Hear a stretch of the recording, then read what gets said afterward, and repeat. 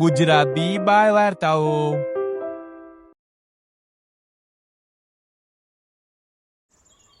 ઘણા વર્ષો પહેલા ચંપકપુર જંગલમાં એક ચાલાક ગધેડો રહેતો હતો. તેનું નામ બબલુ ગધેડો. લોકો ઘણીવાર ગધેડાને મૂર્ખ માનતા હોય છે, પરંતુ આ બબલુ ગધેડો મૂર્ખ નહોતો. તે બીજા કોઈને મૂર્ખ બનાવવામાં માહેર હતો. તે બીજા કોઈ પ્રાણીઓને પોતાના એરિયામાં એન્ટર થવા દેતો નહીં. તે હંમેશા આરામથી રહેતો, લીલાછમ ઘાસ અને નાના નાના ફળો ખાતો. નાના પ્રાણીઓ અને પક્ષીઓ તો હંમેશા તેનાથી દૂર જ રહેતા.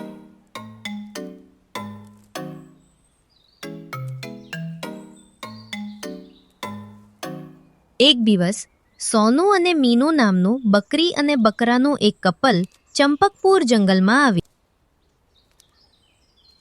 જ્યારે સોનુ અને મીનુએ તેમની આસપાસ લીલુંછમ ઘાસ જોયું, ત્યારે તેમના મોંમાં પાણી આવી ગયું. અરે પતિદેવ, આ જુઓ તો ખરા, કેટલું ફાઇન અને નાઇસ ઘાસ છે. હા મારી પ્રિય મીનુ, ઘાસ તો ખૂબ જ સરસ છે. આપણા જંગલમાં તો આવું લીલુંછમ ઘાસ મળતું જ નથી. હું શું કહું પતિદેવ, આપણે આ જંગલમાં વસી જઈએ તો? આપણે અહીં આપણું ઘર બનાવી લઈએ. એમ પણ જુઓ, તળાવ પણ નજીક છે. હા, તારી વાત તો સાચી છે મીનુ. આજથી આપણે અહીં જ રહીશું. આપણે બાકીની લાઈફ અહીં જ સ્પેન્ડ કરીશું. Thank you Sonuji. ચાલો આપણે ઘર બનાવી લઈએ. હા મીનુ, પણ તેના માટે ઘર બને એવી જગ્યા ગોતવી પડશે ને? હા તો ચાલો ગોતીએ પતિદેવ. પછી સોનુ બકરો અને મીનુ બકરી જંગલમાં સારી જગ્યા ગોતીને ત્યાં પોતાનું નાનું ઘર બનાવી લે છે. થોડી વારમાં બબલુ ગધેડો ત્યાં આવ્યો અને તેને જોયું કે કોઈક ન્યૂ કપલ આવ્યું છે અને તેને પોતાનું ઘર પણ બનાવી લીધું છે. સોનુ બકરો અને મીનુ બકરી વાતો કરી રહ્યા હતા, ત્યારે બબલુ ગધેડો તેમને ભગાડવાનું વિચારવા લાગ્યો. આ બંનેએ મારા એરિયામાં આવીને મારું ઘાસ ચોરી લેવાની હિંમત કેવી રીતે કરી? હવે મારે કંઈક કરવું પડશે. આ બંનેને ગમે તેમ કરીને અહીંથી ભગાડવા તો પડશે જ. જસ્ટ વેઇટ વોચ, હું તમને ભગાડીશ. પછી બબલુ ગધેડો ઝડપથી તેમની પાસે જાય છે. હેલો, હું બબલુ ગધેડો. તમે કોણ છો અને અહીં કેમ આવ્યા? તમે ક્યાંથી આવો છો? મેં તમને આ જંગલમાં પહેલાં ક્યારેય જોયા નથી. શું તમે આ જંગલમાં ન્યૂ આવ્યા છો? હાય મિત્ર, હું સોનુ અને આ મારી પત્ની મીનુ. અમે દૂરના જંગલમાંથી આવ્યા છીએ. અમે ઘાસ ગોતતા ગોતતા અહીં આવી પહોંચ્યા છીએ અને અહીં આટલું બધું લીલું ઘાસ છે, એટલે અમે અમારું ઘર અહીં જ બનાવી લીધું. અમે અહીં આવીને ખૂબ ખુશ છીએ. ઓહ, અચ્છા. તમે પણ આ હરિયાળીમાં ફસાઈ ગયા છો. શું મતલબ? આ સિંહનો પ્રદેશ છે. પ્રાણીઓ લીલા ઘાસથી લલચાઈને અહીં આવે છે અને સિંહનો શિકાર બને છે. ઓહ, એવી વાત છે? અમને તો બિલકુલ ખબર નહોતી. મારી વાત સાંભળો, અહીંથી જલ્દી નીકળી જાઓ, નહીં તો તમે માર્યા જશો. હે ભગવાન, અહીં આપણા જીવ જોખમમાં છે. આપણે હવે અહીં ન રહેવું જોઈએ. જીવન કિંમતી છે. થેન્ક યુ ગધેડાભાઈ, અમારો જીવ બચાવવા માટે. અમે હમણાં જ અહીંથી જતા રહીશું. ગધેડાએ વિચાર્યું કે તેનો પ્લાન કામ કરી ગયો છે. એ જ સમયે સિંહની ગર્જના સંભળાઈ.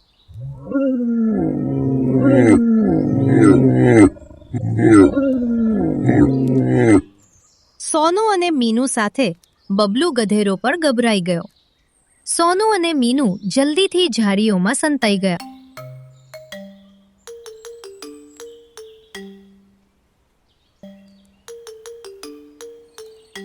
સિંહનો અવાજ સાંભળીને ગધેડાને ભાન થયું કે તે પણ બચી શકશે નહીં, અને જો અત્યારે તેણે થોડી ચાલાકી નહીં વાપરી તો તે પોતે પણ સિંહનો શિકાર બનશે જ.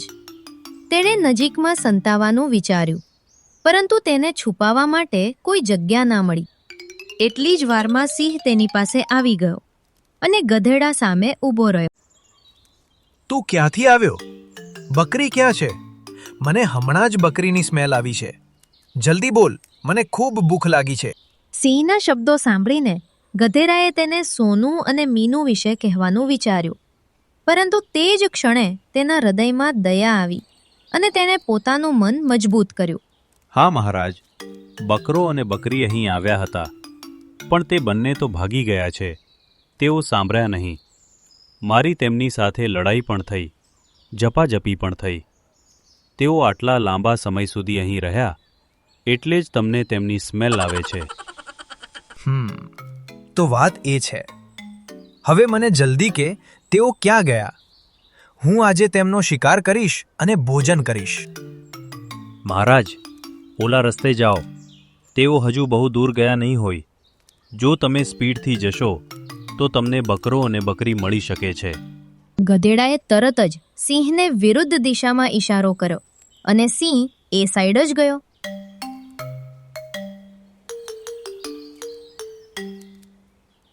થોડીવાર પછી બકરો અને બકરી ઝાડીઓમાંથી બહાર આવ્યા. તે બંને ગધેડાના ખૂબ આભારી હતા. થેન્ક યુ સો મચ ગધેડાભાઈ, તમે અમારા જીવ બચાવ્યા. અમે લગભગ મરી જ ગયા હતા. જો તમે અહીં ન હોત તો સિંહે અમે મારી જ નાખ્યા હોત. અમારા ઘરે નાના બાળકો છે. જો અમે મરી ગયા હોત તો કોણ જાણે આજે તેમનું શું થયું હોત. Thank you very much. It's okay. હવે તમે જલ્દીથી અહીંથી જતા રહો. હા, હવે આપણે જઈ રહ્યા છીએ. બાય. સોનું બકરો અને મીનુ બકરી ત્યાંથી ચાલ્યા ગયા.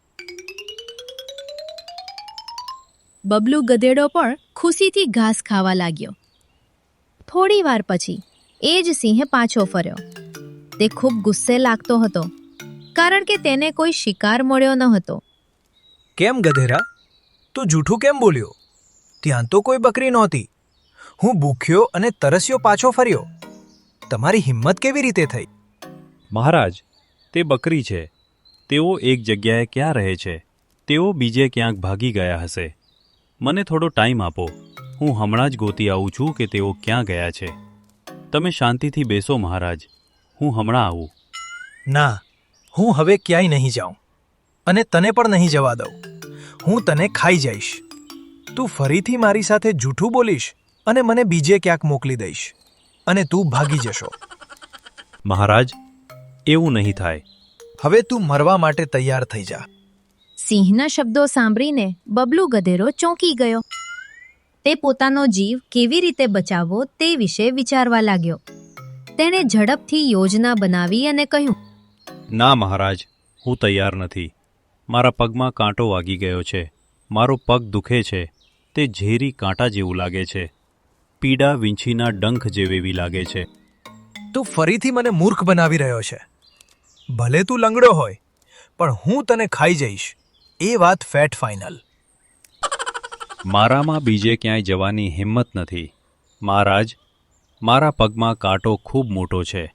જો તમે કે તમારા પરિવારે મને ખાઈ લીધો તો તે કોઈના પણ મોઢામાં જશે.